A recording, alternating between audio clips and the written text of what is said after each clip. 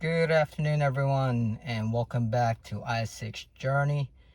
And today's episode, we're going to talk about the automatic brake disc cleaning feature, or brake disc cleaning mode. So to activate it, first thing you need to do is come over here to your auto hold button, press and hold for 4 seconds, and when you do that,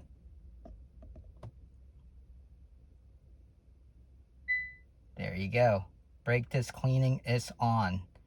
So what happens here is when you're driving, your car will detect you pressing on the brake pedal, and after pressing it for about maybe 10 times, the auto brake disc cleaning feature will turn off.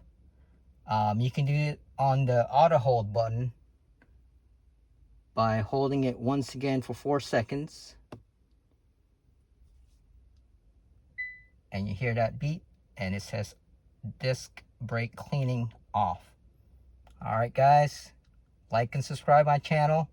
That's how you use your automatic brake disc cleaning on a Ioniq 6, and mine is a 2025 limited edition model. Have a good day. Bye-bye.